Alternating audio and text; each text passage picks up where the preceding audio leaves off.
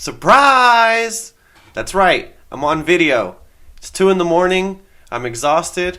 I came home after the game and I fell asleep, but I said I was going to make an episode. Here I am, so let's do it. 1, 2, 3,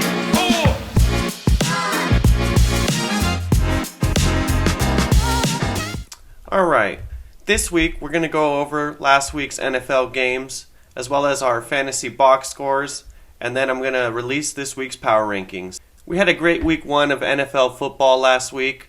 Of course, it's always a great week when the Giants win. The favorites went 10-5-1 last week. Overall, it was a terrible day for kickers. There were 7 game-losing kicks.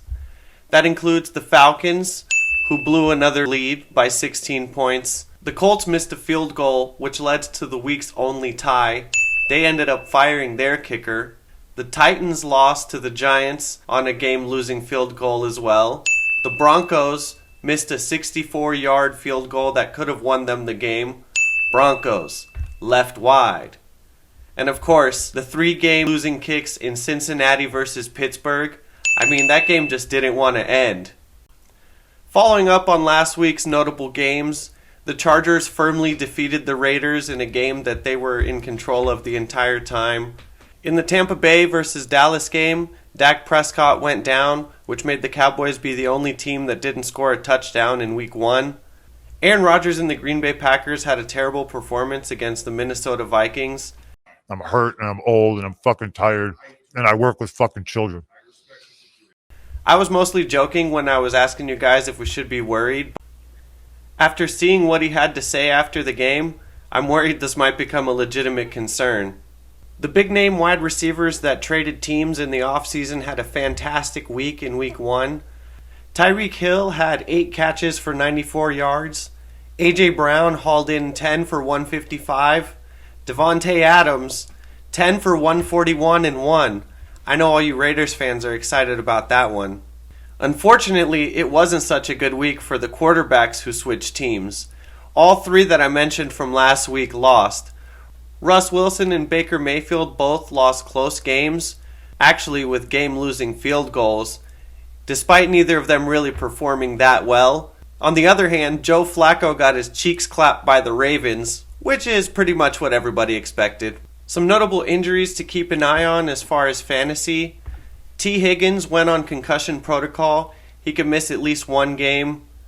Mac Jones suffered a back injury for the Patriots, which makes everything worse for an already suffering team. Elijah Mitchell for the 49ers left the game with a knee injury. J.J. Watt is going to miss some time with the torn pec. Najee Harris was seen in a protective boot, so not too well for the Steelers.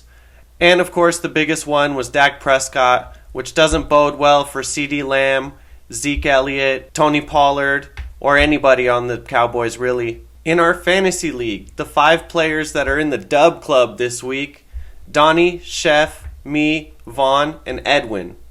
In our first matchup recap, Edwin clapped Eric, with Jonathan Taylor leading the way, scoring 25 points, and Travis Kelce right behind him with 18 points of his own. Cam Akers was on Edwin's roster, and he scored 0, so this blowout could have been even worse. In our next matchup, Raul got his anus massaged by Vaughn, just like the Raiders did by the Chargers. Tom Brady let down Raul, whose top scorer was the Bucks defense, making 27 points, which is actually nothing to laugh at. I won in my matchup against Christo, 121-83. He had Dak Prescott, who broke his hand in the game, which left him with basically no quarterback. Donnie beat Henson, despite scoring less than 100 points. This matchup was pretty much a dumpster fire. Henson had 2 players finish with less than 0 points. These guys will have to look forward to redeem themselves in week 2. And finally, Chef beat Greg 112-99, using Greg's favorite quarterback against him.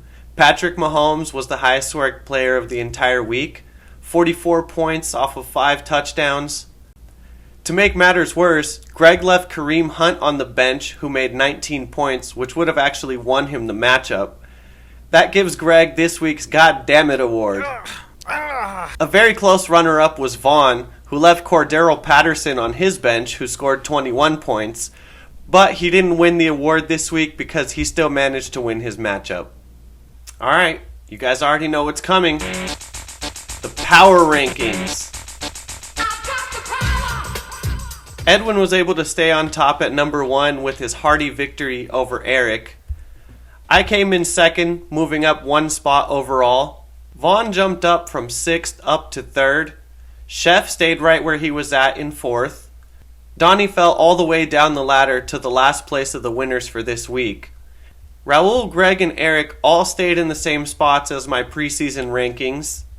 And Hristo and Henson are occupying the last 2 spots. Let's pick it up, new guys. Alright, and that's going to do it for this week's episode.